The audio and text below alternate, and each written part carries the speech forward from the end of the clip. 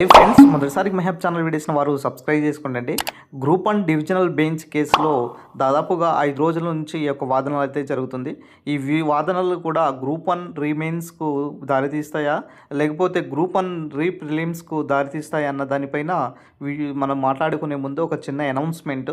Year round of current affairs జనవరి నుంచి December వరకు ఇంగ్లీష్ మీడియం, తెలుగు మీడియం అభ్యర్థులకు కేవలం 50 రూపాయలకే ఇస్తున్నాము. అదేవిధంగా group 2 test series Telugu medium అభ్యర్థులకు 200 రూపీస్ మాత్రమే ఇస్తున్నాము. గ్రూప్ 1 మెయిన్స్ 300 రూపీస్కే ఇస్తున్నాము తెలుగు మీడియం అభ్యర్థులకు. ఇంట్రెస్టెడ్ క్యాండిడేట్స్ ఇక్కడ ఫోన్ నెంబర్లో ఉన్నాయి. మీరు ఫోన్పే చేసి వాట్సాప్ పంపిస్తే వాట్సాప్ ద్వారా మేము మీ యొక్క పీడిఎఫ్స్ను పంపిస్తాం. విషయానికి వస్తే దాదాపుగా ఈ రోజుతో 5 రోజుల నుంచి ఈ యొక్క గ్రూప్ 1 సంబంధించినటువంటి వాదనలు అయితే జరుగుతున్నాయండి. ప్రధానంగా ఈ గ్రూప్ 1 సంబంధించినటువంటి డివిజనల్ బెంచ్ కేసు మరి గ్రూప్ 1 రీమెయిన్స్కు దారితీస్తుందా, లేకపోతే ప్రిలిమ్స్కు దారితీస్తుందా అన్న దానిపైన సందేహాలు వ్యక్తమవుతున్నాయి. ఎందుకంటే ఇక్కడ చర్చలు కనుక ప్రధానంగా చూసుకున్నట్లయితే గ్రూప్ 1 హైకోర్టు చెప్పినటువంటి బయోమెట్రిక్ వల్ల ఎగ్జామ్ క్యాన్సిల్ చేసి ఎగ్జామ్ పెట్టమంటే ఎగ్జామ్ పెట్టమంటే ఇక కొత్త నోటిఫికేషన్ ఇచ్చారు. అంటే అప్పుడు బయోమెట్రిక్ కారణంగా గ్రూప్ 1 అనేది ఎగ్జామ్ క్యాన్సిల్ అయింది. మరి ఎగ్జామ్ క్యాన్సిల్ అయిన తర్వాత హైకోర్టు ఏం చెప్పింది, మళ్ళీ ఎగ్జామ్ కండక్ట్ చేయాలి అనేసి చెప్పింది. కానీ ఇక్కడ మళ్ళీ కొత్త ప్రభుత్వం వచ్చి ఏం చేశారు, ఈ నోటిఫికేషన్స్ పోస్ట్ మొత్తం కొట్టేసి నోటిఫికేషన్ ఇచ్చారు.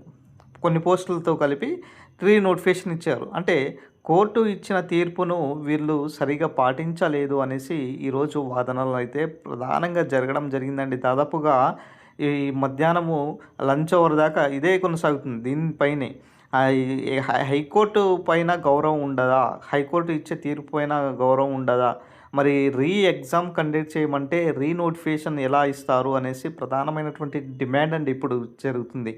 అదేవిధంగా గ్రూప్ 1 అటెండెన్స్లో ఎందుకు తేడా వస్తుంది, ప్రిలిమినరీ స్టేజ్లో ఉన్నటువంటి అటెండెన్స్ మెయిన్స్ స్టేజ్లోనే ఈక్వల్గా ఉండాలి.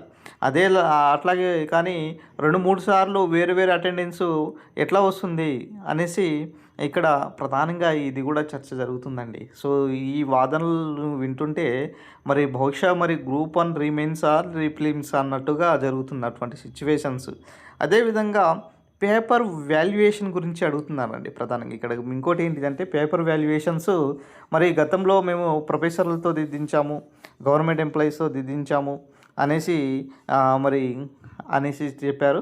కానీ రిటైర్డ్ ఆఫీసర్తో కూడా దిద్దించారన్న దానిపైన కూడా ఈరోజు వాదనలు అయితే జరిగినాయి. ఏదైనా సరే గ్రూప్ 1 సంబంధించినటువంటి బయోమెట్రిక్ తర్వాత ఎగ్జామ్ క్యాన్సిల్ తర్వాత ఎగ్జామ్ కండక్ట్ చేయాలి అన్న దానిపైన ఈరోజు చాలా బలమైనటువంటి వాదనలు అయితే జరిగాయి. సో మొత్తానికైతే Telangana public service commission conduct చేసినటువంటి ఏదైతే గ్రూప్ 1 సంబంధించినటువంటి ఇష్యూ ఉన్నదో ఇప్పటికీ కూడా కంటిన్యూగా సాగుతూనే ఉన్నదండి. మరి ఎప్పటికీ దీనికి సంబంధించినటువంటి ఫుల్ స్టాప్ అనేది ఉంటుంది అంటే ఇప్పటి వరకు మనకు అది అందనటువంటి వార్త. సో చూడాలి. ఏదైనా సరే మళ్ళీ డివిజనల్ బెంచ్ ఈ తీర్పు విన్న తర్వాత మొత్తము విన్న తర్వాత ఈ కేసెస్ వాదనలు విన్న తర్వాత తీర్పు ఎప్పుడు ఇస్తారు అన్న దానిపైన పోస్ట్ పోన్ చేస్తారా, లేకపోతే ఈ వాదనలు పోస్ట్ పోన్ చేస్తారా, లేకపోతే తీర్పుకు ఒక డేట్ పెడతారా, ఏంది అనేది తెలుసుకోవాలి. డివిజనల్ బెంచ్ ఇచ్చేటటువంటి తీర్పు చాలా బలమైనటువంటి తీర్పుగా మారబోతుంది. ఇన్ కేస్ ఆఫ్ ఒకవేళ అటు సెలెక్ట్ అయినటువంటి అభ్యర్థులకైనా సరే, టీజీపీఎస్సీకి అయినా సరే, ఇటు నాన్ సెలెక్టెడ్ క్యాండిడేట్స్కి అయినా సరే ఎవరికి అనుకూలంగా రాకపోయినా కూడా సుప్రీంకోర్టుకు ఆశ్రయించే పరిస్థితులు కూడా ఇప్పుడు తెలంగాణలో కనబడుతుంది.